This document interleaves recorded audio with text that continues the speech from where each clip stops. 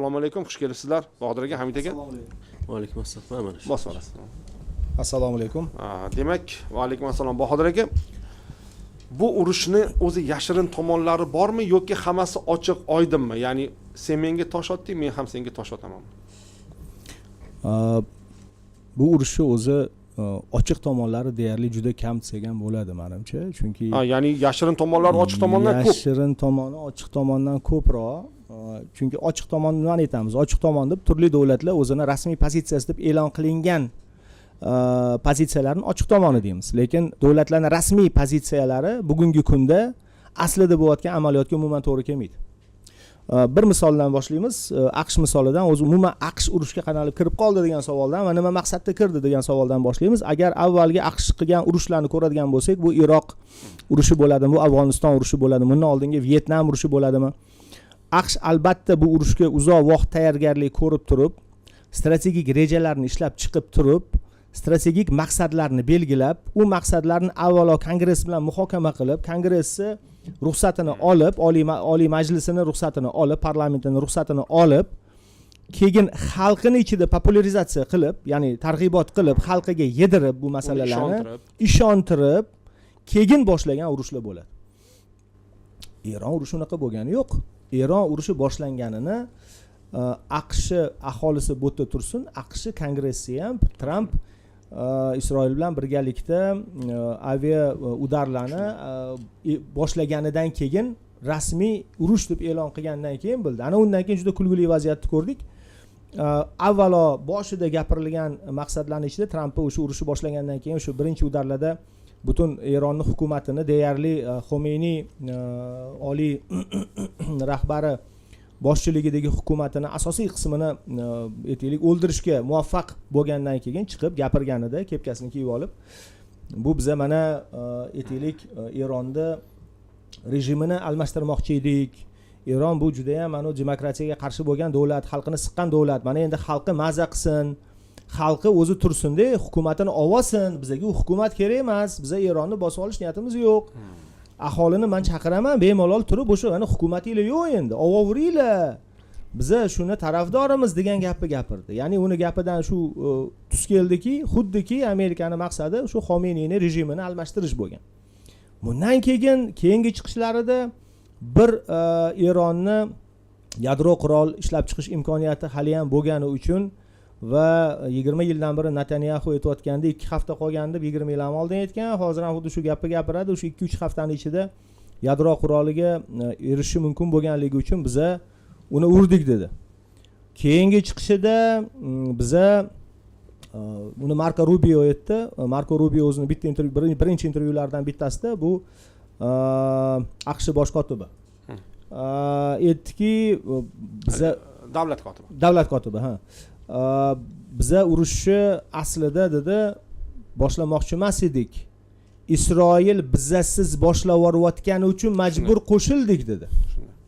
Majbur bu degani tasavvur qiling, dunyodagi eng kuchli davlat, eng birinchi yadro державасini 9 million aholisi bor, Yaqin Sharqda joylashgan, uni o'zini unaqa harbiy kuchi unaqa darajada bo'lmagan, faqatgina o'sha 9 million aholisini himoya qilishga mo'ljallangan armiyasiga ega bo'lgan, butun qurol yarog'i Amerika tomonidan ta'minlangan bitta davlat majbur qilyapti dunyodagi o'sha super державani, dunyodagi harbiy kuch bo'yicha birinchi o'rinda turadigan davlatni qaysidir boshqa davlatga urush e'lon qilishga majbur qilyapti.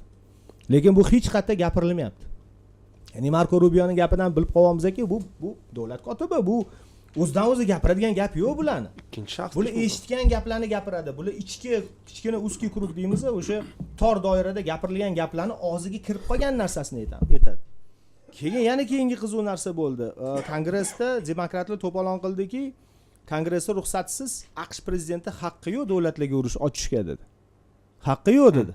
Shundan keyin darrov bular hammasi o'sha ularni urush vazirligi deb qayta nomlagan, o'zi xavfsizlik, ya'ni Mudofaa vazirligini urush vazirligi deb qayta nomlagan Trump davrida Pete Hegseth degan bitta yaxshi so'z bilan aytmayman, o'shaning uchun aytmayman. O'shani vaziri aytaylik bitta intervyusida aytib qoldi, bu urush emas ekan, bu harbiy operatsiya ekan dedi. Xuddi Putinni anaqasini olib olishdi. Putindan shunday kopiya qilib olishdi. Bu harbiy operatsiya, cheklangan harbiy operatsiya. Bu urush emas. O'shaning uchun biz kongressdan ruxsat olishimiz shart emas edi. deb ayta boshladi. Ya'ni biz nimani ko'ryapmiz? Biz ko'ryapmizki, AQSh aniq e'lon qilingan maqsadlari ochiqda umuman yo'q. Mani shubham emas, mani taxminim AQSh boshidan unaqa maqsadlari bo'lmagan, bu Isroilni ketidan ketgan. Va Isroil AQSh prezidentini, AQSh hukumatini emas, davlatini emas, xalqini emas, AQSh prezidentini urushga qo'shilishga majbur qilgan. Endi sizga savol. Isroilda nima borki, AQSh prezidenti Isroilni aytgan narsasini, urush ochish darajasidagi aytgan narsasini qilishga majbur. Va bu bo'yicha ham taxminlar bor-da. Bu bo'yicha ham juda katta taxminlar bor. O'zi bu urush boshlovchisi, orqasida turgan strategi, orqasida turgan o'zini maqsadi aniq bor odam bitta bor. U ham bo'lsa Isroilda bosh vaziri Benyamin Netanyahu. Amerika shunday qo'shilib qolgan. Mana shu joydan keling, alohida savol bilan murojaat qilsam. AQSh Eronda bemaqsad urush boshladimi? Sizning nazaringizda va Isroilning qo'lida haqiqatan nima bo'lishi mumkinki, AQSh deylik Isroil uchun xo'p bo'ladi deb 92 millionli davlatga qarshi urush boshlashga. Ya'ni 47 yildan beri AQSh deylik Eron hali kuchaymagan vaqtda ham bu ishni qilishi mumkin edi. Bu ishni qilmagan. Masalan, Eron Iroq urushidan charchab turgan Eronga nisbatan bu ishni qilmagan AQSh. Bugun Eron raketa texnologiyalarida, ya'ni bir nimalarni 2000 kilometrlarni ko'rsatayotgan davrda urush boshladi. Demak, uni oldiga nimadir jiddiyroq narsa qo'yish kerak agar Isroil uchun urushadigan bo'lsa. AQSh bemaqsad urush boshladimi Eronda va Isroil qo'lida nima bo'lishi mumkinki AQShni? Endi bu yerda biza bir xil aytadi, conspiracy theorylar deydi, teoriya konspiratsiya deydi. Lekin ayrim teoriya konspiratsiya degan narsalarni haqiqatan tagida asosi yo'q. Lekin hozirgi bo'layotgan jarayonda yaqqol ko'rinib qolyaptiki, Isroilning haqiqiy siyosiy kuchi qanaqa darajada ekanligi. Ya'ni bu yerda 3 ta faktor inobatga olishimiz kerak. Birinchi faktor hozirgi Amerika qo'shilgan urush deb aytish kerak. Aslida Amerika boshlagan deyish kerak emas. Amerika qo'shilgan urush deyish kerak. Bu Isroilni Eronga bo'layotgan tajovuzi. Amerika qo'shilgan urushda bitta shaxs qaror qabul qildi xolos. Ya'ni bu nima uchun Amerika kerak emasligini men tushuntirish uchun aytayapman. Agarda bu Amerikani haqiqatdan o'ta darajada o'zini xavfsizligiga xavf tug'dirayotgan davlatga qarshi kurash bo'lganda, unda Tramp komandasi jamoasi qo'rqmasdan kongressga borardi, kartalarni ochardi. Mana birinchi aytaylik atom bombasini nusxasini yasashibdi biza, buni mana razvedkamiz aniqladi. Sali probirkalarni aytasiz, bir vaqtlar Colin Powell probirkalarni juda o'zi shuni qilardi. Keyin mana Amerika, xo'p, Amerikan qatiga urishi mumkin deganda, mana bular mana bir Rossiyadan podvodniy lodkani sotib olish bo'yicha mana shartnomani qilibdi. Ana undan keyin o'shanga yuklab turib, aytaylik o'sha qaysidir okeandan, qaysidir tochkasidan, mana shu tochkasigacha kelishi mumkin ekan, o'sha aytaylik Rossiyaning yordamida o'shatdan bizani urmoqchi ekan desa, Kongressi agar xavfi haqiqiy deb his qilsa, Amerika har qanday davlatga urush ochishga haqli deb biladi-da o'zi. Shunday qilgan ham. Ruxsat berardi va aholisi ham rozi bo'lardi shunga va odam o'lsa ham, askar o'lsa ham, harbiy kuch ishlatilsa ham odamlari prezidentga qarshi uni nima deydi, qo'llab-quvvatlardi demoqchiman. Unaqa bo'lmadi. Nimaga? Chunki unga asos yo'q edi. Unga hech qanaqa asos yo'q. Bu Amerikani maqsadi hozir aniq emas. Hali ham aniq emas. Amerikani manfaati urush boshlanishidan oldingi holatidan hozir ko'proq aytaylik zarar ko'rgan. Urush boshlamagan Amerikaga ancha manfaatliroq edi boshlashdan ko'ra va buni Amerikada ham maxsus tuzilmalarda aqlli odamlar ishlaydi. U aqlli odamlarni nechtasi Tramp urush boshlayotganda eng yaqin bo'lgan o'sha mutaxassislarning nechtasi yo'q, bu urush bizga kerak emas degani ham edi. Biz ko'rdik Amerikani aynan xalqaro korrupsiyaga qarshi kurash boshqarmasi, maxfiy xizmatining xalqaro korrupsiyaga kurash boshqarmasining boshlig'i o'z arizasi bilan chiqib ketdi. O'tgan hafta Ha, jo'nkadi. Va turli medialarga chiqib turib, biza qarshi edik, biza etdik, biza tushuntirdik degan gaplarni gapirdi. O'shaning uchun yagona xulosa bu Tramp urushi, bu Amerikani urushi emas. Va Trampni urushi. ya'ni Netanyahuni urushi Tramp orqali. Bu Amerikani xalqi nomidagi urush emas, Amerikani aytaylik harbiy tuzilmalarini ishlab chiqqan strategiyasi asosidagi urush emas, bu Trampni o'zini shaxsiy qarori bilan o'zini jamoasini majbur qilib boshlagan. Hatto uni vitse-prezidenti J.D. Vance bu urushga qarshi bo'lgan. Shunday fikrlar aytildi. Hatto J.D. Vance unga qarshi bo'lgan. O'shaning uchun ham urush masalasida hech qanday J.D. Vance ko'rmaysiz. Yo'q. Biron joyda intervyu ham bermaydi. Faqat hozir sulh masalasida uning nomi chiqyapti. Shunaqa. Lekin urush masalasida, boshlash masalasida, operatsiyani ketishi masalasida hech qanday J.D. Vance ko'rmaysiz. Tramp ko'rasiz, Pete Hegsethni ko'rasiz. Shunday. Yo, press sekretarni ko'rasiz. Boshqa hech qanday J.D. Vance ko'rmaysiz. Vaholanki davlat ikkinchi odam J.D. Vance. Tramp iste'foga chiqsa, J.D. Vance prezident bo'ladi. Shunday. U birinchi bo'lish kerak edi. Agar shu davlatda anaqasi bo'lganida, manfaatidagi, strategiyasidagi masala bu birinchi bo'lib, birinchi liniyada turish kerak edi. Men savollarga javob beraman. Bu qochib yuribdi. Demak, uni u qarshi ichki nuqtai nazardan bu urushga qarshi.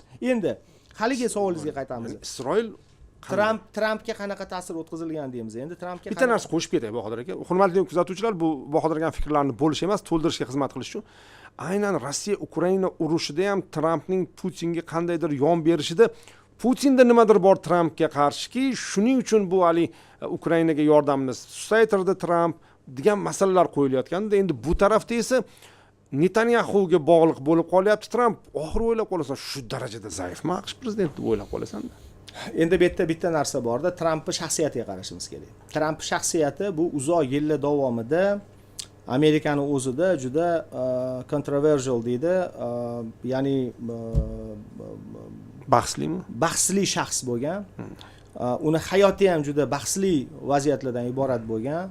Uni biznesda ham turli sxemalar mavjud bo'lgan. Soliqdan qochishda ayblangan 32 marta Trampga qarshi jinoiy ish ochilgan. Trampga qarshi, lekin birontasi oxirgacha bormagan, chunki uni yonidagi turgan juda kuchli advokatlar jamoasi doim himoya qilib, hatto prezidentlikka saylanayotganida Trampni bir nechta masalada jinoiy ish jarayonlari ketyapti, hali tugallanmaganida prezident saylandi, prezidentning immuniteti bor, hamma ish to'xtadi. Meni shubhasiz ishonchim komil, Tramp prezidentlikdan ketgandan keyin o'sha jinoiy ishlarni qaytib ochiladi. Men o'ylaymanki, Tramp hali vallohu alam qamalishni ham ko'rishingiz mumkin bu srokda ketishdi. Endi o'shaning uchun Tramp hozir nima qilyapti? Trampni biza bir uzoqqa ko'radigan, bir strateg, analitik deb ko'rishimiz kerak emas. Trampni bir nima yo'l bilan bo'lsa ham ko'proq pul topishni o'ylagan bir juda ham qadriyati past bo'lgan tadbirkor sifatida ko'rishingiz kerak. Juda ham shunchaki populizmga asoslanib turib Amerika xalqini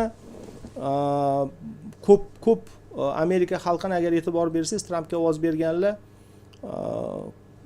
ta'lim nuqtai nazaridan, ijtimoiy holat nuqtai nazaridan pastroq tabaqalar ko'proq Trampga ovoz berdi.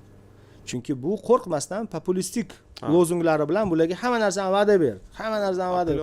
Uni qilamiz, buni qilamiz, migrantlarni yo'qolib amerikansklarga ish beramiz. Kambag'alroq amerikanskga nima kerak? Oylik balandroq bo'lsa, uni ishini migrant kelib qilayotgan bo'lsa, nima bu men bu Hindistonlik kelib olib qo'yapti-da, menga Hindistonlik aqlliroq, bilimliroq, saviyaliroq, yo'q, boshqa meksikalik. Albatta unga ovoz beradi. Endi bu yerda hozir Tramp Netanyahu yoki Putin qanaqa majbur qildi degan savolga qaytadigan bo'lsak, o'sha bahsli shaxs bo'lgani uchun Trampning tarixida juda ko'p aytaylik jamiyat ko'tara olmaydigan masalalar bo'lgan. Agar hozir chiqib ketadigan bo'lsa, Trampning shaxsiyati umuman prezidentlikdan ham aytaylik impeachment bo'lib chiqib ketish darajasidagi masalalar ham bo'lishi mumkin. Ochilib ketsa, ha. Bularning ichida endi Rossiyani men ayta olmayman. Rossiyada qanaqadir Trampga nimadir kompromati bormi yo'qmi ayta olmayman. Ishonchim komil bor, chunki Rossiyani ham spetslujbalari yaxshi ishlaydi, lekin unaqa qilib majbur qilgan deb o'ylamayman, chunki Tramp prezident bo'lib ham tadbirkorligini to'xtatgani yo'q odam. Turli davlatlarga borganda, oddiy misol mana prezident bo'lgandan keyin agar Tramp qaraydigan bo'lsak, Trampning eng yaqin hamkorlari Witkoff bilan o'zining kuyovi Kushner arab davlatlarini nechtasida investitsioniy proyekt boshladi. Va undan oldin Tramp borib, ular bilan kelishib keldi. Endi tasavvur qiling, siz prezidentsiz, boryapsiz, nimalardir va'da qilyapsiz. sizga arab davlatlari hatto mana Qatar 900 million dollar turadigan samolyot sovg'a qildi Trampga. Ayrim manbalarda 400 million deyilyapti. Har xil, mayli, necha 400 ham kichkina emas. necha yuz million bo'lsa ham, 1 million bo'lmaydimi? Prezident sifatida ularda reglament bor, normalar bor. U berilgan sovg'a shaxsiy emas, lekin Tramp hozir nima qilmoqchi? U samolyotda Tramp fondini tuzmoqchi. Tramp fondiga samolyotda balansiga o'tkazmoqchi-da, u pensiya chiqqandan keyin Tramp fondida bemalol samolyotdan foydalanib etmoqchi bo'lgan narsam, hatto shu yerda ham bu sxema qilyapti-da. Bu sxema qiladigan odam. Bu unaqa to'g'ri ishlaydigan, Amerika demokratiyasi uchun deydigan odam emas. Ko'proq pulni topsam, ko'proq bossam, maza qilib keyin yashayman deydigan odam. Vaholanki yoshi ham bir joyga borib qolgan. Endi va Rossiyani yo'li, menimcha, Rossiya tutish mumkin bo'lgan yo'l, Rossiya qanday Trampga yaqin bo'lgan bo'lishi mumkin bo'lgan yo'llardan bittasi bu uni ko'proq o'sha moddiy boyliklar bilan aldash, etelik kuyoviga yoki boshqa yaqinlariga qanaqadir katta biznes proyektlarni berish, qanaqadir paket aksiyalarni berish, nimadir qilish mumkin edi. Xullas, agar uddasidan chiqqanda chiqa olmadi. Endi agarda hozirgi masalaga keladigan bo'lsak, Isroilni ta'sir nuqtai nazaridan gapiradigan bo'lsak, bu biza yana ikkita narsaga taqalamiz. Birinchisi bu Isroilni Amerikadagi lobbisiga taqalamiz. AIPAC va shuni atrofidagi tashkilotlar. Amerikada lobbi deyarli hamma siyosatchilarga ta'sir qiladi. Ya'ni bu ularda turli lobbi guruhlari bor. Eng kuchlisi bu Isroil lobbisi. Chunki u bitta AIPAC emas, uni atrofidagi 100 dan ziyod tashkilotlar, hatto Amerikada xristianlarning jamoalari ham, xristian lobbi tashkilotlari ham AIPAC bilan birga ishlaydi, chunki ularni ko'plarida o'sha Isroilni davlat sifatida tiklash, Isroilni kattalashtirish, ularni shunaqaga ishontirganki, hattoki xristianlar ham o'sha yahudiylar o'sha yerda egalik qilish kerak degan g'oyani, diniy g'oyani singdira olgan. Ikkinchi, undan keyin u bilan parallelni deymiz, ikkinchi o'rinda deymiz, yonma-yon deymiz, keyin qurol lobbisi turadi. Va u bilan birgalikda neft lobbisi turadi. Mana shu 3 ta lobbi Amerikani tashqi siyosatiga va ichki siyosatiga ham, lekin ko'proq tashqi siyosatiga juda ham katta ta'sir qiladi. Bular asosiy saylovlarni moliyalashtiradi. Bular politiklarni qanday sotib oladi? Bular chunchagi pul pora solib qo'yishdan sotib olmaydi. Saylovlarni moliyalashtirish bilan, qanaqadir ishdan bo'shagandan keyin biznes proyektlarga rahbar qilib olish bilan, qanaqadir сделкаlarga qo'shish bilan ularning yaqin odamlarni bularni sotib oladi.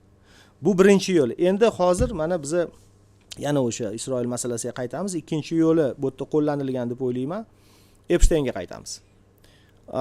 Epstein 20 yil ichida hech kimdan milliarderga aylangan odam va u biron bir biznes orqali bir juda shubhali-da uni topgan pullarini, masalan Elon Musk yoki Ali Zuckerberg orqali nimadir qilmagan. Ularni tushunsa bo'ladi. U birdaniga kimlargadir moliyaviy maslahatchi bo'lib qolib, ularni milliardlab pullarini aylantirib, ulardan 100 millionlab dollar ustama olgan, komissiya olgan. Shunchaki. Eng qiziq narsani aytaman, Epstein oxiri hozir ochilayotgan narsalar 90% aniqlik bilan aytishyapti. Ekspertlar, hattoki Markaziy razvedka boshqarmasida ishlagan ekspertlar ham aytyapti, intervyularni ko'rsanglar bo'ladi. Katta taxmin bilan Epstein Mossad agenti bo'lgan deyishyapti. Bu Mossad proyekti bo'lgan deyishyapti. Maqsadi nima? Alohida orol olgan, u orolga dunyoning juda kuchli, taniqli odamlarini olib kelgan, ularga voyaga yetmagan qizlarni aytaylik jinsiy aloqa qilishga qo'yib bergan. Voyaga yetmagan qizlar. Bu tasdiqlangan. O'shaning uchun ham u surok olib qamalgan edi. Bu tasdiqlangan. Endi Epstein faylari degan narsa nima? Epstein fayllari bu butun Epsteinning telefonni peripiskalari, bu email peripiskalari, bu qanaqadir uyning butun hamma xonalarga video kamera nazoratini qo'ygan. Bu ham qizig'i nega? O'sha butun video kamera nazoratlarini minglab soat videolari, buni qatga uchgan, qatga borgan, kelganlik to'g'risida aviabiletlar nusxalari. Mana shu Epstein fayllari. Epstein fayllari shunaqa qiziqki 6 million bet. 6 million bet, undan 3,5 million betini Trumpni Department of Justice, ya'ni Adliya vazirligi e'lon qildi. E'lon qilganda ham juda ko'p joylari qora bilan o'chirilgan. Trump bor joylarning aksariyati qora bilan o'chirilgan. Endi hozir demokratlar talab qilib hali ham anaqa qilib turibdi, agar butun fayllar ochilib, qora bilan olingan narsalar olib tashaladigan bo'lsa, Tramp o'sha yerda bevosita ishtirokchi bo'lganligi, Tramp o'sha aytaylik rasvogarchiliklarda faol ishtirok etganligi chiqib keladi. Va buni AQSh jamiyati ham ko'tara olmaydi deysizmi? AQSh jamiyati, endi AQSh jamiyati ko'tarishi ko'tarmasligi bu ikkinchi masala. Tramp legitimligi umuman yo'qolib ketadi. Chunki bitta narsani ham yana tushunishimiz kerak. Ming afsus, AQSh jamiyati bugungi kunda saviyali jamiyat emas. Eng qizig'i shunda. AQSh jamiyati AQShliklarni o'zi tan olyapti. Oxirgi 30, 40, 50 yilda ma'lum bir darajada degradatsiya bo'lgan jamiyat. AQSh jamiyatini tub pog'onasi, ya'ni oddiy xalqi, aholini 30-40% tashkil qiladigan qismi yaxshi savodga ega bo'lmagan odamlar. Ya'ni dunyo siyosatini, davlatlarni, tashqi siyosatlarni tushunadigan odamlar emas. Ular shunchaki maktabda yozish, chizishni o'qib, o'zini qora mehnati bilan shug'ullanib yurgan odamlar. Bularni aldash oson. Bularni iqtisodni tushunmagani uchun bu qila oladimi, qila olmaydimi, siyosatni tushunmagani uchun bu to'g'rimi, noto'g'rimi. Ularga yoqadigan lozunglar bilan Tramp shuni olib aldadi. Populistik Trampning xatti-harakati Tramp shuni olib aldadi. Va bular hozir ko'pchiligi o'sha MAGA base deydi, Tramp tarafdorlari o'z Tramp lozungi Make America Great Again bo'lgani uchun MAGA deyshadi. Shu MAGA base deb, MAGAni bazasi deb aynan uni ovoz bergan odamlarni aytishadi. Bularning aksariyati hali ham Trump Epstein fayllarida juda ham yomon ishlari ko'rinishini va Epstein bilan nimadir qilganiga hali ham ishonmaydiganlar aksariyatini tashkil qiladi. Va agar uni shunday videolar bilan, peripiskalar bilan, yozishmalar bilan aniq inkor qilinadigan bo'lsa, o'zini bazasini ham yo'qotadi. O'zi faqat o'zini bazasini juda ham ishonganlari qolgan o'zi. Oxirgi polllar bo'yicha 34-35% atrofida Tramp populyarligi. U eng juda past darajaga tushib bo'lgan.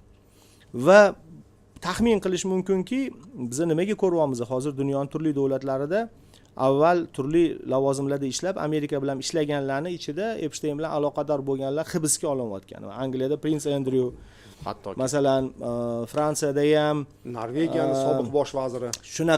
Shunaqa juda, lekin Amerikada bitta odam ham hali hibsga olinmadi. Vaholanki agarda jertvalar hozir yoshi 30, 40, 50 ga chiqqan, ya'ni eng katta anaqalaridan jertvalardan bittasi 1 yilcha oldin kitob yozib o'zini o'ldirib yuborgan. Bular o'sha payt 14, 15, 16 yosh vaqtida bo'lgan. Hatto 12 yoshliklari ham bor. 12 yoshliklari ham bor. Shunaqa darajada anaqa qilishyaptiki, bekitishga harakat qilishyaptiki, bu narsani ilojiz yo'q-da. Chunki bekitishga harakat qilinayotgan narsada nimadir borki, butun Tramp jamoasi, buni yaqinda ishdan o'tgan kuni ishdan oldim, Pembonzisi bosh prokurori, o'sha adliya vaziri bosh prokurori bitta ishdan olindi, shunaqa himoya qilib keldi. Endi anaqasini Trampni o'sha fayllarini baribir oxiri ishdan ketdi, o'rniga endi mana boshqa bosh prokuror qo'yiladi. Butun jamoasi bilan shunaqa tirnog'i bilan yopish himoya qilyaptiki, nima bor ekan, keyin bu yerda boshqa narsa bor. U Trump fayllarida ham bo'lmasligi, ya'ni Epstein fayllarida ham bo'lmasligi mumkin, lekin Mosadda bo'lishi mumkin. Chunki butun syomka kameralarni Epstein nimaga qo'ygan? O'zi juda ham g'alati-da, ya'ni shuncha narsani nega yig'gan o'zi ham. U agarda maqsadi shunchaki shu boylardan pul qilib o'sha yerda maza qilib, ishlama qilmasdan boylarga mana shunaqa bir razlicheniya tashkil qilib berib pul qilish bo'lsa, unga aksincha hech qanaqa syomka qilish imkoniyati bo'lish kerak emas edi-ku, chunki bu buni biznesini yo'q qiladigan narsa edi-ku. Bu aksincha hammasi demak bu atilabdan kompromat yig'gan. Endi savol, kim uchun yig'gan? Kim uchun yig'gan? Men o'shaning uchun o'ylayotganim, Trampni o'ynatayotgan asosan Isroil lobbisi bilan Mossad bo'ladi. Ya'ni o'sha kompromat bo'ladi. Va AQSh hech qanaqa strategiyasi urush boshlayotganda aniq maqsadlari bo'lmagan. Bular hozir o'ylayapti, endi qanalib chiqib ketamiz deb endi o'ylayapti. Rahmat Bahodirga. Hozir kuzatuvchilar ham yozishdi, juda ham batafsil tahlil qilib beriladi. Rahmat. Xo'p, ana endi shundan kelib chiqadigan savolga Hamid aka sizga yuzlanamiz. Mana Bahodir aka aytib o'tdilar, ya'ni Amerika, men savol tayyorlab turgan edim, to'g'risi endi baribir Bahodir aka tajribali inson, savolga ham oxirida yana javob ham berib ketdilar. Ular aytdilarki, bu urush Amerikaniki emas, Trampniki deganlarida men kontr savol tayyor turgandim endi. Axir Trampni Amerika jamiyati sayladi-ku degan tayyorlab turdim. So'zlarning oxirida aytdilarki, sen Amerika jamiyatini o'ta saviyali deb o'ylamagin deb o'z savolga javob ham berib ketdilar. Lekin mana shu joydan boshlasak, ya'ni Trampni Amerika jamiyati sayladi. Uni birinchi prezidentlik davrini bilardi. Demak, uni ikkinchi marta prezidentlikka saylayotgan ekan, ular kimni saylayotganini bilardi. Aynan birinchi prezidentlik davrida u Eron bilan kelishuvdan chiqib ketdi o'zi. Bodirga mana o'sha 2015-yilgi mashhur kelishuvdan chiqib ketdi, Obama tomonidan taklif qilingan. Unidan chiqib ketdi. Demak, Trampni Amerika jamiyati sayladi. Ular bilib turib sayladi. Xo'p, ular birga aybdormi Trampning urishlarida? Ha, bu urush Trampniki, bunga savol yo'q. Jamiyati birga aybdormi? Lekin bugun jamiyatni no kings deb yana hozir turli namoyishlarga chiqyapti. Shundan kelib chiqsak, o'zi jamiyat endi bugungi Trampdan rozimi? Va Trampni qandandir ko'rinmas qo'llar baribir boshqaryaptimi? Qandaydir? O'zi Tramp bu Amerika Qo'shma Shtatlarining shu kungacha yuritgan siyosati xatolarining natijasi. Ya'ni Amerika Qo'shma Shtatlari imperiyalar qiladigan klassik xatolarni qilyapti hozir. Shu nuqtai nazardan bu 3-oxirgi bosqich. Tramp tarixda yagona emas. Kometlar bo'lgan, neyronlar bo'lgan, bundan ham aqlga sig'maydigan ishlarni qilgan. Ya'ni har bir imperiya qulayotgan paytda uning xatolari o'sha tushunib bo'lmaydigan odamlarni hokimiyatga olib keladi, yumshoq qilib aytganimizda, u axloqiy nuqtai nazardan ham boshqa jihatdan ham. Shuning uchun mana shu xato nimada? Ya'ni mana shu Amerika Qo'shma Shtatlari tashkil bo'lgandan keyingi xato, ya'ni bugungi 3-bosqichdagi xato nimalardan iborat? Buni mening nazarimda 3 ta bosqichda qarash kerak. Ya'ni imperiyalar kuchga kirgan paytda birinchi navbatda, birinchi bosqichda o'zini himoya qilishni o'ylaydi. O'zini himoya qilishni o'ylaydi va o'zini himoya qilishlik uchun juda ham katta armiyani o'zida jamlaydi, boshqa joyga jo'natmasdan. Va bu ustunlik uni ma'lum bir darajada rivojlantiradi. Tarixdan Rim imperiyasini ham, ma'lum bir ma'noda Rossiyani ham, bu jihatdan hattoki Xitoyni ham ko'rishimiz mumkin. Amerika Qo'shma Shtatlari ko'proq Rimga o'xshab ketadigan imperiya hisoblanadi. O'zini ko'proq Rimga, mana shu nomlarni ham ko'radigan bo'lsak, Senat deymiz, Kapitoliy deymiz, boshqa, bu ko'proq o'zini Rimga mengzaydigan imperiya hisoblanadi. Ikkinchi bosqichda imperiyalar o'shaga atrofdagi davlatlarda nima jamlab boshlaydi, ya'ni harbiylarni kiritib boshlaydi. Harbiylarni, tashqariga harbiylarni kiritib boshlaydi. Amerika Qo'shma Shtatlarida ham xuddi shunaqa bo'ldi. Butun dunyo bo'ylab harbiy bazalari. Bu Yevropadan tortib, deylik, Avstraliyaning atroflarigacha hamma joyda, Okeaniya davlatlari deymizmi, Turkiya deymizmi, hamma joyda, hattoki O'zbekistonga ham ma'lum bir ma'noda bazalarni kiritgan edi bir paytlari. Ya'ni bu ikkinchi bosqich. Bu bosqichda davlat iloji boricha dunyoning jandarm vazifasini bajarishni boshlaydi. Aynan mana shu bosqichda qulash vujudga keladi, chunki bunday katta davlatlar borgan sayin kichik urushlarga ko'proq resurs sarflab boshlaydi. Oldinlari deylik, mana Ikkinchi jahon urushida juda katta urush bo'lgan bo'lsa, bu yog'i hammasi mayda urushlar sifatida ko'rinib boshlaydi va demak 3-bosqichda u mayda urushlarga cho'kib ketadi. Biz mana shu davrni hozir Amerika Qo'shma Shtatlari mana shu davrni boshidan kechiryapti va bunday sharoitda hamisha davlatning yonida o'zi nazorat qila olmaydigan yangi urush o'choqlari paydo bo'ladi. Amerika uchun mening nazarimda, buni boshqa olimlar ham, boshqa adabiyotlarda ham bor, bu men ham shu fikrlarga qo'shilaman. Meksika nomli juda ham katta Afg'oniston paydo bo'lgan hozir. Juda ham katta va Amerika Qo'shma Shtatlarining jiddiy bir muammosi Meksika bilan boshlanadi. U yerda davlat ichida davlat paydo bo'lgan, xuddi Tolibonga o'xshab, bu narkokartellar, bular haqiqiy armiyalari bor bularni.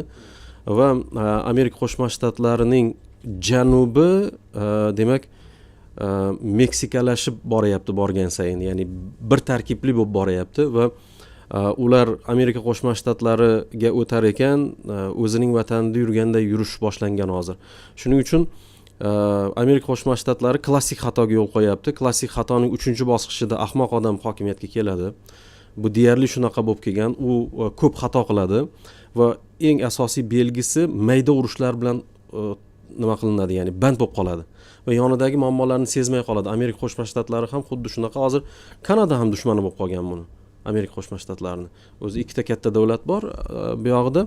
Kanada ham ularning o'sha muammosiga kirib qolgan. Shuning uchun umuman olganimizda agar kontekst bo'yicha qaraydigan bo'lsak, aslida 2003-yil Iroqqa kirganda ham o'sha olimlar, hattoki Oq uydagilar ham aytgan, buni Isroil qilyapti. 2003-yil qo'shilmaslik kerak bu urushga deb. Biz zaif bo'lib chiqamiz bu urushdan deb. Shuning uchun ham bugun Amerika Qo'shma Shtatlari katta ehtimol bilan bu orqaga qaytmaydigan pattern degan tushuncha bor, o'sha tizimning natijalari. Eron nima? Trump bu o'sha tizim vujudga keltirgan prezident. Shuning uchun hozir Trump haqida fikr ketganda shunday bir kamchilik vujudga keladiki, Trump haqida ko'p gapiravergandan keyin xuddiki Amerika Qo'shma Shtatlaridan ajralgan shaxsdek ko'rinadi. Ya'ni Amerika Qo'shma Shtatlari sog'lom-u, lekin nosog'lom odam hokimiyatga kelib qolgan. Lekin o'zi aslida bu yillar davomida, 10 yillar davomida o'ldirilgan odamlar, har qanday nohaq o'ldirilgan odam shu davlatning elitasining axloqini buzadi baribir. Shuning uchun o'zi umuman butun dunyoning siyosiy elitasi modern davrida kompromat orqali hokimiyatga kelgan. Bu faqat Amerika emas. Mana SSR'ni eslang, hammasi, ya'ni bir kitob tarjima qilyapmiz, esse to'g'rirog'i Strach deyiladi, qo'rquv nomli, va u o'sha kitobda aytadiki, agar kompromating bo'lmasa lavozim berishmagan. Ya'ni birinchi qanday ketkazamiz degan savolni ular nimani to'plab, delalarni to'plab keyin hokimiyatga olib kelgan va bu to'liq postsovet davlatlargacha hozir ham ishlaydi. Kompromati bo'lmagan odam hokimiyatga kelmaydi. Va kompromati bo'lgan odam hokimiyatga kelgandan keyin o'sha nima bo'ladi, ya'ni gapga ko'nadigan odam bo'ladi.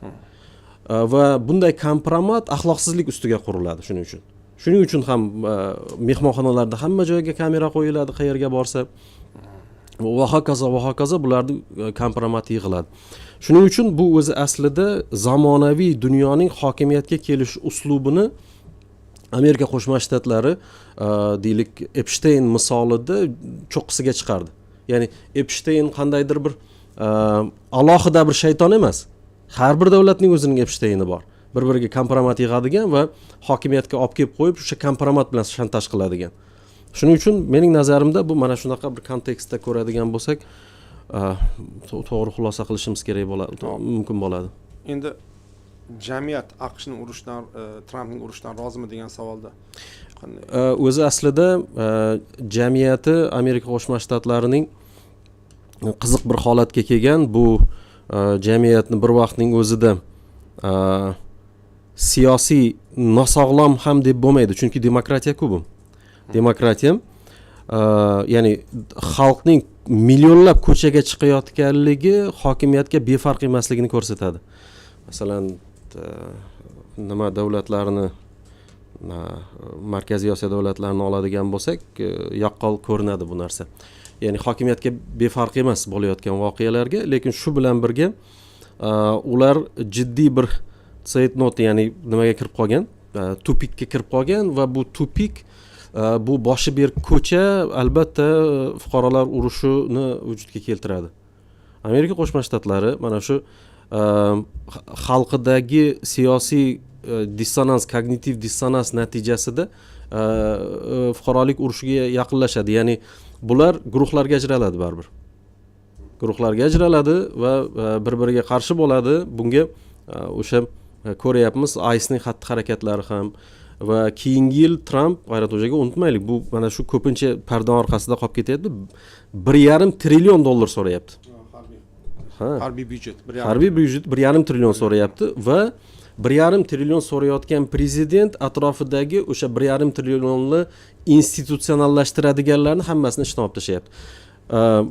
O'sha quruqlikda qo'shinni boshqaradigan bir generalni olib tashladi yaqinda. Ya'ni Pit Hekset olib tashladimi yo'q bilmayman, talab shart qo'ydi. Pensiyanga chiq, yo'qol. Ya'ni bu 1,5 trillion'ni deylik Trump qarorlari uslubida foydalanadigan bo'lsa, albatta bu dunyoning bitta joyida jiddiy urushlarga sabab bo'ladi. Balkim Ironga kirishni rejalashtirayotgandir, ya'ni quruqlikda. Ya'ni bunaqa katta raqam hozir imkoniyatimiz yo'q, lekin biz bunaqa deylik qo'sh tirnoq ichida uyatga chida olmaymiz. Albatta keyingi yil bo'lsa ham bunga harakat qilamiz degan niyat bo'lishi mumkin, chunki juda ham katta 1,5 trillionlik byudjet bilan davlat albatta urushadi. Rahmat. Bahodir aka, yana sizga yuzlanamiz. Hozir muxlislar xursand siz studiyaga kelganingizdan. Xo'p, demak siz bevosita chet elda o'qigansiz. Qaysi universitetda Bahodir aka? Angliyada Loughborough universitetida magistratura bitirganman, Amerikada Yale universitetida o'qiganman. Ya'ni g'arbni siz ichidan yaxshi bilasiz. Savol shundan kelib chiqyapti. Shunaqaroq. Bahodir aka, bugun Yevropa AQSh bilan birgami? Savol ketyapti. Bugun Yevropa AQSh bilan birgami? Kim kimni sotyapti yoki AQSh Yevropani yoki aksincha? Va keyingi juda ham muhim savol, o'zim uchun ham shaxsan muhim savol. AQSh va Yevropa ta'lim tizimi juda yuksakka chiqqan deb ataladi.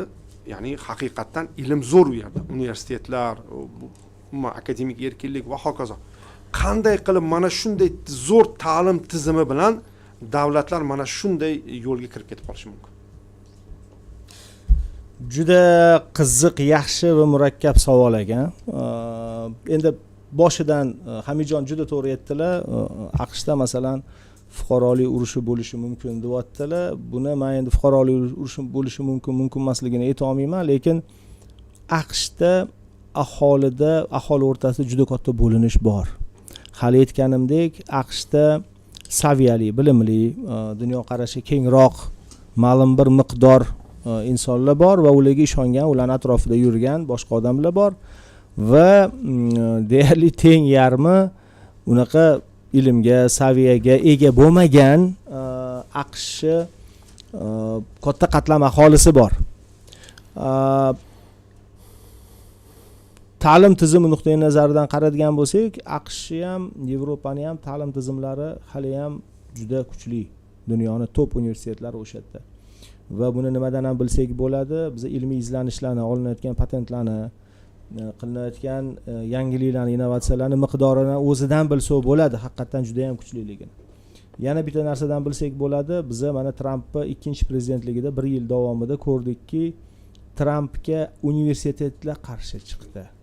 Trampga tasavvur qiling, Trampga universitetlar qarshi chiqdi. Shunaqa darajada qarshi chiqdiki, Tramp hattoki o'tgan yili yozda chet el talabalarining qabulini cheklab qo'ymoqchi bo'ldi. Bu universitetlarning byudjetiga ta'sir qilish uchun. Bu universitetlarning byudjetlarini kesmoqchi bo'ldi.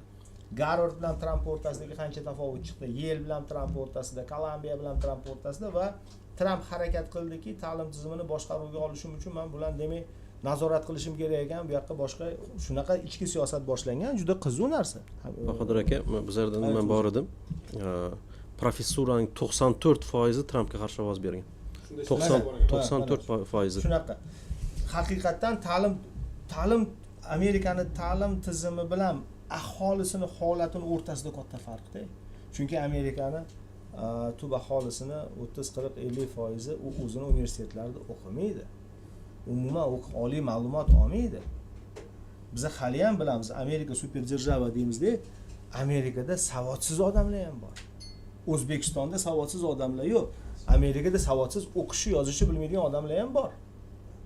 Shunaqa yengil qo'yib bergan, majburiy ta'lim degani bilan, masalan, bizdagi nazorati yo'q-da, har bittasi o'qish, bo'lmasa ham qattiq yo'q, u yerda uy o'qishi degan konsepsiya bor. Ota-ona bemalol bolasini uyda o'zi uchebniklari bo'yicha o'qitib turishi mumkin bo'ladi. Bu o'qitmasligi mumkin. Bu o'qitmasligi ma'lum bir sinfdan keyin o'qitmasligi ham mumkin. Va attestat institutga kirish kerak bo'lsa kerak, bo'lmasa menga kerak emas, men ishlab ketdim deb qishloq joylarda, boshqa kichkina shaharchalarda bunaqa odamlar bor.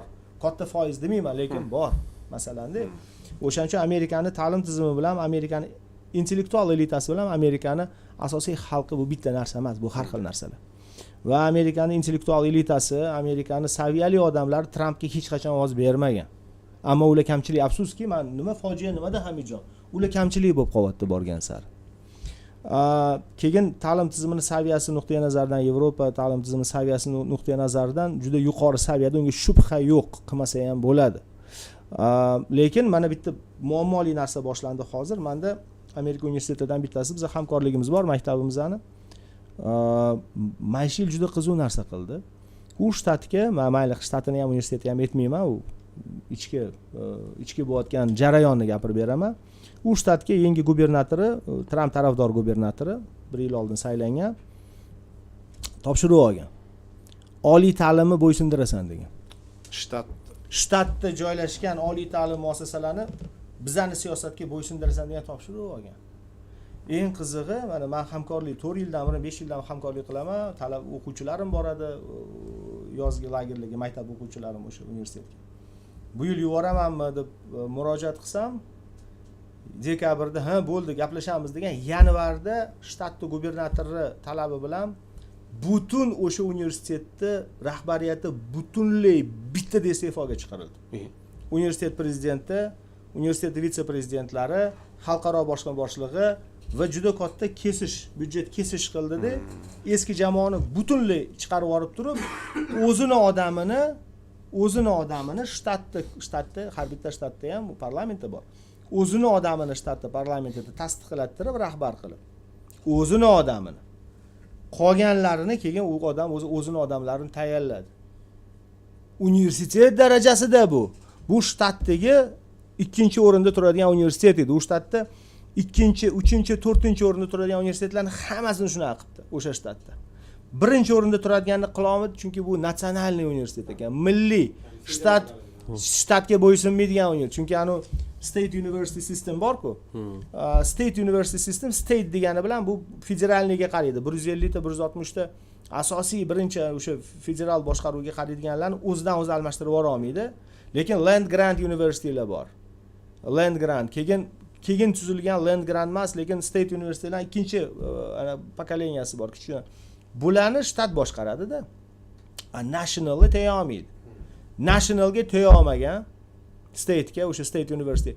Qolgan ham universitetlarda 3 ta top universitetlar shtatdagi rahbariyatni almashtirib yuborgan. Bo'ysunadigan odamlar kerak degan maqsad. Endi tasavvur qiling, hozir tepadan pastga Tramp siyosati gubernatorlar darajasida Tramp siyosati amalga oshirishga harakat qilyapti. Lekin bu faqatgina Trampni qo'llab-quvvatlovchi shtatlarda qila oladi. Bilamizki, AQShda blue red deydi, ya'ni ko'k bilan qizil deydi. Shu ko'k shtatlarda, ya'ni demokratlarning shtatlarida Trampni topshiruvlarini shunda tupurib qo'ygan gubernatorlarda ham juda ham ko'p. Ayniqsa Kaliforniyaga o'xshagan joylar umuman mensimaydi, qattiq gapiradi, hamma qarorlarni tanqid qiladi, imkon qadar o'ziga kiritmaslikka harakat qiladi. Ya'ni bu savolga javob, Amerikan jamiyati o'zi bo'lingan, juda katta bo'linish bor. Hamidjon juda to'g'ri aytdilar. Yevropada bu bo'linish juda past. Bunaqa darajada emas. Amerikada juda kuchli. Bu erkinlik bilan ham bog'liq bo'lsa kerak. Ya'ni erkinlik profitsiyeti bilan. Profitsiyeti bilan, ha. Universitetlari bilan, intellektual elitasi bilan oddiy odamlar o'rtasida juda uzilish katta. Demak, ta'lim tizimida ham qandaydir jamiyatni hammasini qamrab olinmasa zo'r bo'lib ketsa ham, lekin bo'linib ketaverganda mana shunda. Bo'linib ketadi. Endi boyiga Yevropa bilan AQSh o'rtasida ham nimadir tushib qolganga o'xshaydi Bahodir aka. Mana so'nggi vaqtlarda Yevropa birinchi qo'rqib rad etdi. Trampning yaqin sharq bo'yicha gaplarini talab qo'rqib rad etib turgan. Faqat Ispaniya to'g'ri, endi bu hali haqiqiy matadorlar ekan, endi bilmadim. Bu buqani bekorga bo'ysundirmagan ular. Ularga hech kim hali buqamas ekanda. Iqtisodiy yo'qotyapti. Ya, iqtisod yo'qotyapti. Lekin hayronsan, bo'lmasa eng zo'r iqtisoddan emas o'zi Yevropada Ispaniya. Lekin shu turibdi-da endi. Ammo so'nggi vaqtlarda ko'ryapmizki, Germaniya biz bu urushni aytgandek boshlamaslikni deb boshladi. Endi Makronga shaxsiy tegib ham qo'ydi Tramp. Endi battar uni jahli chiqyapti. Va men bir surat bor edi-da. AQShning harbiy samolyotlari Yevropada faqatgina qandaydir mana Belgiya, Germaniya qanaqadir juda ham tor koridordan uchib o'tyapti. Ko'pchilik ruxsat bermadi. Ruxsat bermadi. Avstriya ham ruxsat bermadi, Italiya ham, Fransiya ko'p ruxsat bermayapti. Bu jiddiy bo'linish ketyapti. Bo'lmasam o'sha davlatlarda amerikanskiy bazalar bor, o'sha bazalardan foydalanishga ruxsat bermayapti. Mana shunday. O'sha bazadan foydalanishga ruxsat. Bu yerda boshqa narsa bor, G'ayratxo'ja. Bu vaqtinchalik narsa. Bu Trampga bog'liq. Bu Trampning shaxsiyati, yana bir marta aytamiz, mana Hamidjon to'g'ri aytdilar. Ahmoq rahbar kelib qolganda katta xatolarni qiladi. O'sha Amerikani ahmoq rahbari hozirgi davrda o'sha Tramp bo'ladi. Kelgan ahmoq rahbar, bundan oldingi rahbarlar ancha saviyali odamlar edi. Xatolar qilgan bo'lgandan, ya'ni qilgan bo'lsa ham bunaqa darajada xatolarni qilmagan. Va Trampdan keyin keladigan rahbarning ham asosiy vazifasi Tramp qilgan xatolarni to'g'rilashdan iborat bo'ladi. Buni Yevropa tushunib turibdi, lekin Yevropa ikkita xulosa qildi hozir. Bular bundan oldin ko'r-ko'rona ishonardi Amerikaga. Bu yo'q, bunaqa darajada ahmoq kelmasa kerak bu yoqqa. Ya'ni biza doim Amerika bilan birga, Amerika bizning muammo nima bo'lsa oldimizda turadi degan tushunchada bo'lgan. Yevropa sal chekindi bundan, bildiki Amerika ham agar vaziyat shunaqa bo'lib qolishi mumkin, keladigan rahbari, prezidenti va uni jamoasi juda ahmoqona qarorlar qabul qilsa, Yevropa xavf ostida qolib ketmasligi kerak deb endi chora ko'ra boshlaydi. O'zini mustaqil xavfsizlik tizimini o'zi mustaqil ravishda davlatlarni o'zini hozir ko'ryapmiz. Keyingi yil ishonchim komil, hozir yozda, kuzda byudjetlar ko'rilishi boshlanadi. Yevropa mamlakatlarida hammasida mudofaa xarajatini ko'payishini ko'ramiz. Hammasida mudofaa xarajatini ko'payishini ko'ramiz. Va o'ylaymanki, Germaniya bilan Fransiya Yevropani armiyasini anaqasi markazi bo'lib olishga harakat qilishini ko'ramiz. Birlashtiruvchi markazi va eng kuchli armiyaga ega bo'lgan davlatlar bo'lishga harakat qilishini ko'ramiz. Bular ham biladi, Trampdan keyingi davrda keyingi prezident bilan Yevropa yana kelishib olishini, yana hamkorlik, lekin endi azaliy bo'lishiga ishonmaydi, abadiy bo'lishiga ishonmaydi. O'zi ham tayyor turish kerakligiga, Amerika qachondir yana boshqa prezident kelib Yevropadan aytaylik, buni hamkorlikni pasaytirib, ayrim masalalarda hamkorlik qilmaydigan darajaga yoki xavfsizlikni ta'minlamaydigan darajaga tushadigan bo'lsa, Yevropa o'ziga o'zi turib berish kerakligini tushuna boshlaydi. Lekin bularda hamkorlikni to'liq uzib tashlash imkoniyati yo'q. G'arb, Amerika, Kanada, Yevropa bu bitta. Bular qancha bo'linsa, bu yerda Xitoy, Rossiya, umuman Osiyo sekin ko'tarilyapti. Bularning oldida Yevropa o'zi, agar shu Yevropa ham juda, ya'ni Yevropa deymiz, Yevropa ittifoqi, bu ham juda nozik birlashma. Yevropa ittifoqini o'zi tarqalib ketishi mumkin. Bizani bir necha yil oldingi Brexit'ni eslaylik, juda Yevropa davlatlarini juda ko'pi, ya'ni g'arbiy Yevropa, eski Yevropa deylik. Bu Germaniya, Fransiya, Italiya, Ispaniya oladigan bo'lsak, bular Gretsiyadan, ayrim Boltiqbo'yi davlatlardan uncha emas-u, lekin aytaylik Vostochniy Yevropaning boshqa davlatlaridan, masalan Vengriyadan juda norozi. Ko'plari Turkiyani xohlamaydi Yevropada bo'lishini, NATOda bo'lishini ham xohlamaydi. Bu yerda ularning o'zini ichida ham ichki nizoli juda ham yetarli. Agarda mana shu nizolar kuchayadigan bo'lsa, Yevropani o'zi ham bo'linib ketib qolishi mumkin. Endi bunaqa holat bo'ladigan bo'lsa, agar bular Yevropa bilan Amerika, Kanada oxir oqibat shunaqa katta xatolarga yo'l qo'yadigan bo'lsa, biza g'arb taraqqiyotining nihoyasini ko'ramiz. Va taraqqiyot markazi Osiyo bo'ladi va saqlab qoladi o'zini. Osiyo keyingi bilmayman 100 yil, 200 yil, 300 yilga. Albatta biz Osiyoning taraqqiyot markazi bo'lishidan manfaatdormiz, lekin bu g'arbning tanazzuli evaziga bo'lishini biz xohlamaymiz, chunki biz prinsipimiz bor. Bahodirga doim muxlislarga, kuzatuvchilarga aytamizki, kuchli bo'lishing uchun kimdir kuchsiz bo'lish shart emas, o'zing kuchli bo'lavergin deymiz. Mana o'z rivojlanish orqali siz hozir gaplaringizdan va Hamid akaning gaplaridan bir kuzatuvchi savol beryaptilar-da. Ya'ni Donald Trump mana shunday qarorlarni deylik, oxirgacha hisob-kitob qilinmagan qarorlarni qabul qilib qo'yayotgan ekan. Qanchalik ehtimoli bor yadro qurolini qo'llab qo'yish xavfi? Mana shunday savolni berishyapti Hamid aka. Ardo'jaga oldingi savolga biroz to'xtalib o'tmoqchi edim. Amerika Qo'shma Shtatlari va ta'lim haqida gap ketganda, Amerika Qo'shma Shtatlaridagi universitetlar Amerika Qo'shma Shtatlaridan qariroqda. Ya'ni Amerika Qo'shma Shtatlaridan oldin vujudga kelgan universitetlar bo'ladi. Ya'ni mustaqil bo'lishidan oldingi universitetlar, ya'ni Amerika Qo'shma Shtatlarining davlatchilik qoziqlarini universitet qoqib bergan, shuning uchun ham buyuk bo'lgan bu davlat. oxirgi paytlar umuman mana shu Amerika otalarini ko'radigan bo'lsak, bular hammasi mana tarjima qilib qo'yibmiz nimani? Federalistni. Bular professor odamlar bo'lgan hammasi. Professura bo'lgan, bu hammasini qaraydigan, maqola yozadigan odamlar bular. Va umuman bu davlatning vujudga kelishida bu ta'lim tizimi mustaqil siyosiy bizlardagidan farqli ravishda mustaqil siyosiy institut sifatida ko'rilgan. O'zi islomda ham nima iqro bu universitetda asosida yotadi. Va biz shunday nimani kuzatyapmizki, Trump ta'lim tizimini moliyalashtirishni to'xtatar ekan, ayrim olimlarga nisbatan jiddiy e'tirozlar paydo bo'lar ekan, u ta'lim tizimiga emas, balki Amerikani ushlab turgan qoziqlarga zarba beryapti. Ya'ni lekin uni tushunyaptimi yo'qmi endi? Albatta tushunyapti, chunki Amerika Qo'shma Shtatlari iloji boricha ana yuklarni o'zi sezyapti, ya'ni ana oxirgi yaqinlashganligini va iloji boricha o'zining atrofiga yig'ilish kerak. Ya'ni kuchlarni o'zining atrofida jamlash kerak bo'ladi. Keyin yana bir faktni unutmaylik.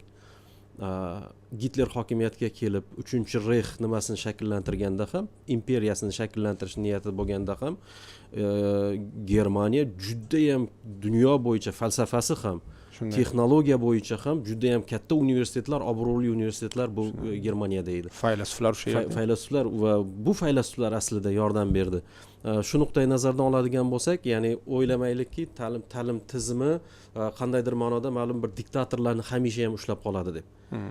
Hamisha ham bundaqa bo'lavermaydi. Mana tarixni ko'radigan bo'lsak, turli xil vaziyatlar vujudga keladi. Va hozir biz o'tgan ko'rsatuvimizda Bahodir aka nimani ham ko'rsatgandik, ya'ni Xitoyning o'sha donorligini. Hozir Yevropada bilan ham Amerikada ham o'tib ketib qolgan. Ya'ni yangiliklar bo'yicha. Shu surat bor, Otabek Akramovning ta'limdagi nimalar bo'yicha. Kanalda bor edi.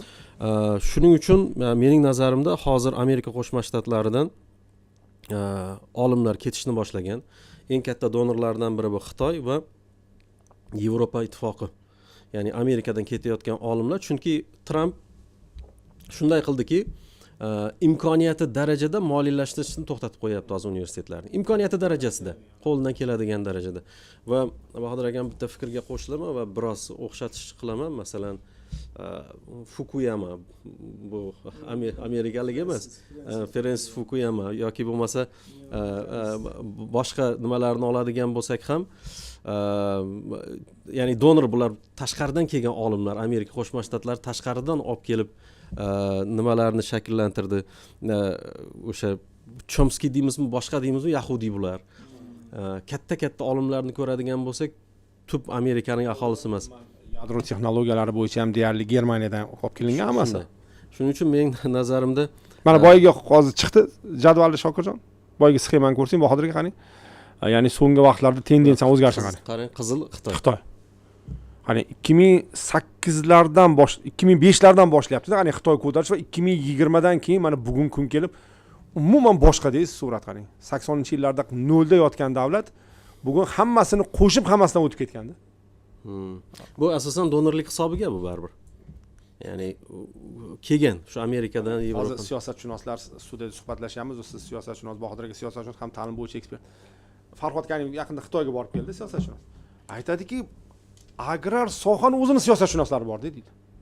Shu darajada deydi tor sohalarni olganki deydi, bu biz deydi siyosatshunos bo'lib borsak deydi, u yerda deydi agrar sohani o'zini alohida siyosatshunoslari bor. Men tushunaman, psixologlar ham bo'lsa kerak alohida agrar sohani. Ta'lim bo'yicha, ya'ni shu darajada xoslashtirib tashlagan. Bizlardan so'rayapti deydi, siz qaysi sohaning siyosatshunosisiz deb so'rayapti deydi. Farhod akaga bu savolni o'zi yangilikda aytadi.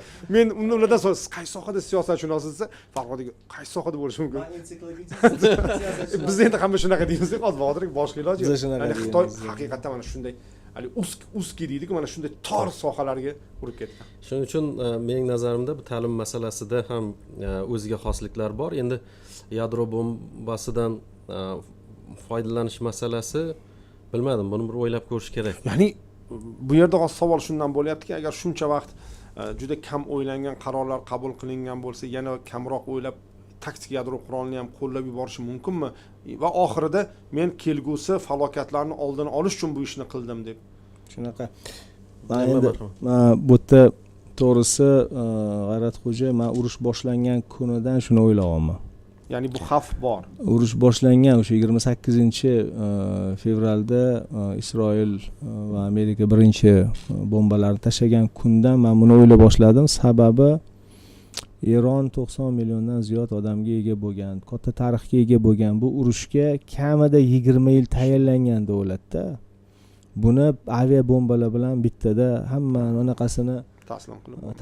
taslim bo'lmaydi. Birinchidan bu yerda juda endi Eronni strukturasini olsak agar Eronda Islamic Revolutionary Guard deydi, Islom revolyutsion qo'shini deb aytiladi. Qo'riqchilar muhofizlar korpusi. Ha, o'sha korpus.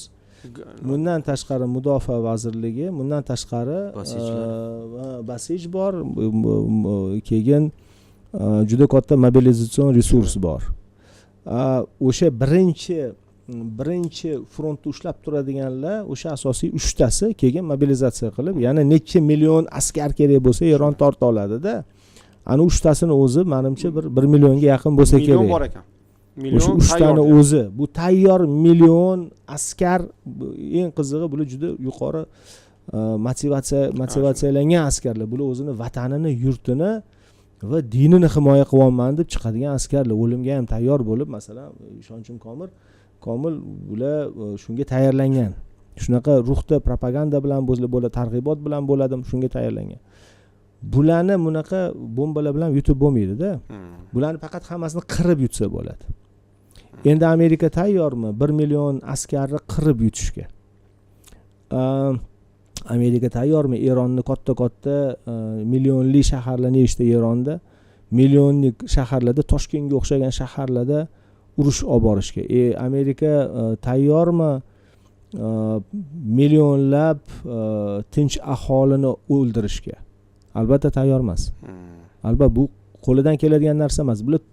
Bular kichkina operatsiyalar qilishi mumkin. Xark orolini olishi mumkin, masalan, va himoya qilib turishi mumkin.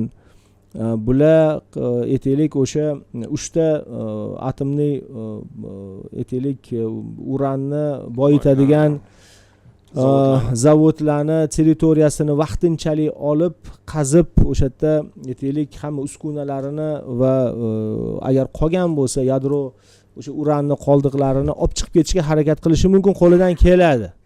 Lekin 90 millionli Eronga qo'shin kirdi, bular hech qachon baraka topa olmaydi. Bu AQShning eng katta xatosi, bular shunga harakat qilsa agar. Men o'ylaymanki, bular bungacha ham bormaydi. Bular kichkina o'sha 10 mingta, 20 mingta, 30 mingta askar bilan kichkina operatsiyalarni qiladi. Nazemni, ya'ni hududida. Lekin unaqa to'laqonli Iroqqa o'xshab tanklari bilan qo'shinlar olib kirib, bunaqa yakson qilib qila olmaydi va qilmaydi.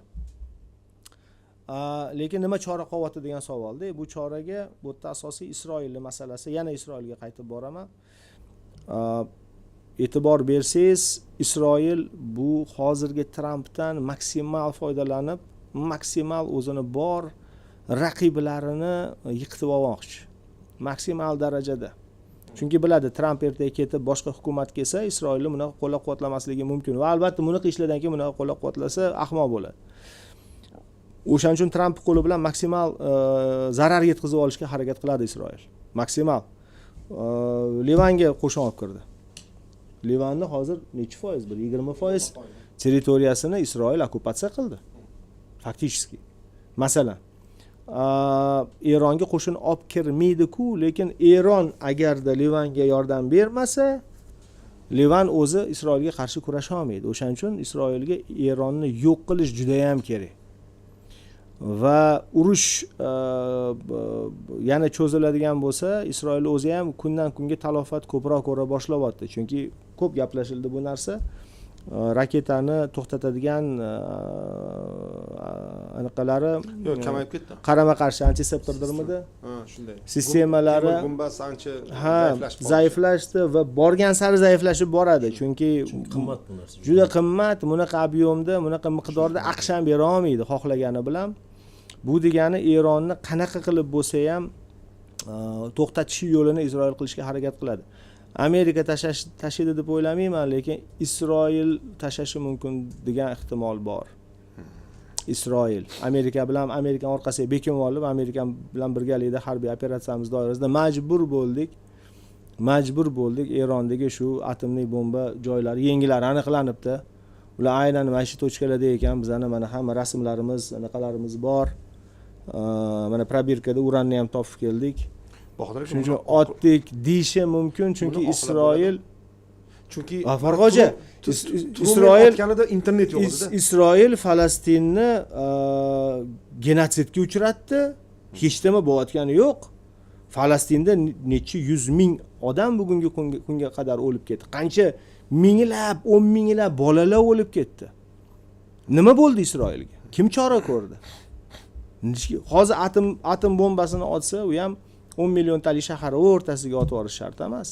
Strategik deydi, taktik deydi, uning ham o'zi turlari. Shunaqa taktik atom bombasini otadi, 2-3 ta joyga otishi mumkin. Qo'rqitadi. Agar yana qilsang, yana otaman deydi, shu bilan to'xtaydi deb o'ylaydi. Xudo saqlasin, deylik, mana shunday ssenariy bo'lsa, bu Eronni qaytara oladimi? Yo'q, bu Eronni qaytarmaydi. Bu ham qaytarmaydi. Lekin zaiflashtiradi. Sababi Eronda ham odamlar yashaydi, u odamlar ham yashashni xohlaydi. Eronni hokimiyati ham o'sha odamlarni boshqarishda, ushlab qolishda ma'lum bir darajada kuchi bor, undan ortiq emas. Bunaqa darajadagi zarar u davlatda 10 yillab o'ziga kela olmasligini ta'minlaydi. Bunaqa darajadagi zarardan keyin u davlatlar o'zi asli bo'linib ham ketishi mumkin. Agar shu bo'linishi uchun qilinadigan bo'lsa, bilamiz kurdlar bor, bilamiz ozarbayjonlar bor, belujlar bor. Ular masalan Ozarbayjonlar chiqib ketaman, separatizm bo'lmagan-ku, lekin paydo bo'lishi mumkin. Bizga kerakmi endi maishiy vaziyat degan masalalar bor. Juda Eron ko'p millatli xalq, o'tda Eroniy degan millat yo'q. O'tda o'sha 4 ta 5 ta millat forslar asosiy qismi bo'lgani bilan qolganlar ham salmoqli qismi. Shunday. O'shanga bu juda katta xavf, bu xavf men bor deb o'ylayman va bu ko'proq Amerika tomonidan emas, Isroil tomonidan amalga oshirilishi deb o'ylayman. Ular o'sha katta Isroilni tuzish strategiyasi doirasida hozir hamma o'zini hamkorlarini, endi hamma deganim asosan AQSh o'zini nayiga o'ynatyapti deb o'ylayman. AQSh bunga rozi bo'lishi mumkinmi? AQSh bunga rozi bo'la olmaydi, lekin AQSh bunga qarshi ishlama qilmaydi, qila olmaydi va qilib bo'lingandan keyin Isroilni yonini olishdan boshqa chorasi bo'lmaydi. Boqdirga Hamidga kattakon rahmat. Kelgusi kurslarda ko'rishguncha salomat bo'ling. Rahmat. Rahmat.